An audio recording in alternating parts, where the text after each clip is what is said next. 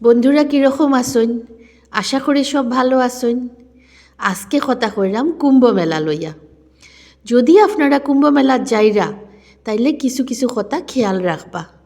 আগামী 29 জানুয়ারি মৌনী অমাবস্যা, মানে এই দিন কথা না হইয়া স্নান করতে লাগে গিয়া। তো যদি ওই দিন স্নান কররা আপনারা প্রয়াগরাজও যাইরা তাইলে ভিড় তো বহুত হইব, কিন্তু তাও অত চিন্তা করবা না, স্নান করা যায়। খালি একটাই কথা হইল গিয়া যে যখন রাত্রেবেলা যদি সঙ্গম যাইরা তাইলে হয়তো নৌকা না পাইতে পারেন। আর যদি নৌকা না পাইরা তাইলে পুলিশ এখানে একটু দূরে দূরে ভর্তি পুলিশ আছে হেল্প করার লাগিয়া। আপনারা জিগাই লিবা যে কোন দিকে গেলে যমুনা আর কোন দিকে গেলে গঙ্গা। আপনারা গঙ্গা স্নানের আশা করিয়া যাইবা, যাতে ভুলে যমুনা না যাইন গিয়া, এর লাগে একটু হেল্প লই লিবা, কারণ অন্ধকারও বেশি বোঝা যায় না। আর হইল গিয়া যদি দেখো যমুনা স্নান করলেও অ্যাকচুয়ালি কিচ্ছু নাই, যমুনা নদী তো দুইটাই পবিত্র, তাও আর কি আশা করিয়া যাইবা যে গঙ্গার যাইরা, তো ওইটার লাগিয়া এটা কইয়া রাখলাম।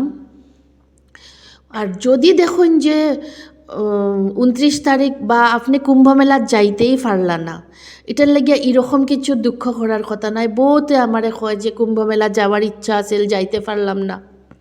29 জানুয়ারি মৌনী অমাবস্যা, এটা খুব ভালা তিথি। সো এর লাগিয়া যদি যাইতে পাররা না তাইলে ভোরবেলা ভোরবেলা সূর্য ওঠার আগে স্নান করিলাই, বা ঠিক সূর্য ওঠার আগে ব্রহ্ম মুহূর্ত হয়, ওইখানে স্নান করবাতে যে জলটা লইবা স্নানের লাগিয়া, ওই জলের মধ্যে এই মন্ত্র পড়বা বা এই মন্ত্র ফড়িয়া স্নান করবা। মন্ত্রটা আমি কইরাম: গঙ্গে চ যমুনে চৈব গোদাবরী সরস্বতী নর্মদে সিন্ধু কাবেরী জলেস্মিন সন্নিধিম কুরু।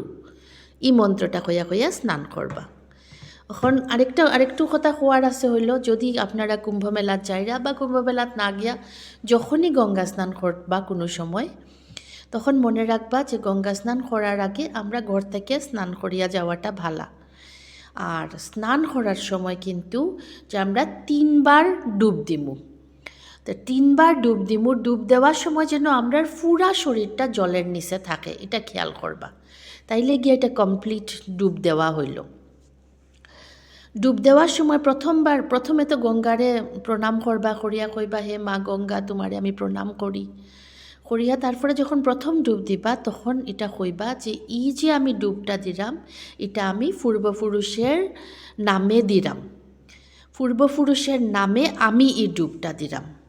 দ্বিতীয়বার কইবা যে হে, যখন ডুব দিবা তখন আগে কইবা যে মা গঙ্গা, আমি জ্ঞানে অজ্ঞানে যত পাপ করছি এগুলার থেকে আমারে মুক্তি দেও। আর 3 নম্বর যখন ডুব দিবা তখন কইবা যে হে মা গঙ্গা, আমার শরীরের যত রোগ আছে, যত অসুখ আছে, এগুলারে আমার শরীর থেকে সরাইয়া লইয়া যাও। এটা হইল গিয়া স্নান করবা এরকমভাবে।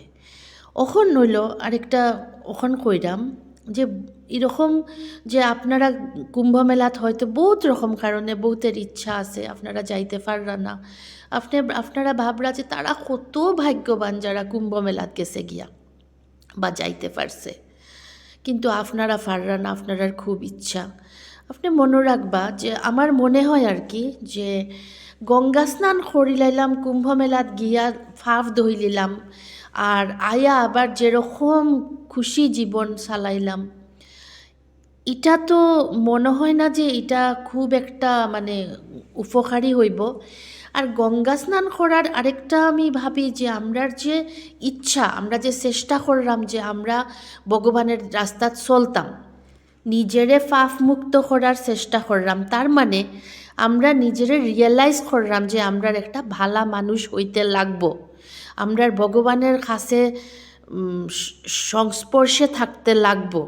তো এটা আমরা কুম্ভ মেলাত না গিয়াও আমরা যদি ঘরে থাকিয়া ভালো একটা জীবনযাপন করি, সৎভাবে চলি, মন্ত্র জপ করি ভগবানের, তাইলে আমার মনে হয় আমরা আত্মা বহুত উন্নতি হইব।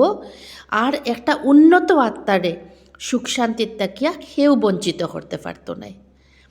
আজকে এখানেই শেষ করলাম। আপনারা সবে খুব ভালো থাকুন, সুস্থ থাকুন, সুখে থাকুন।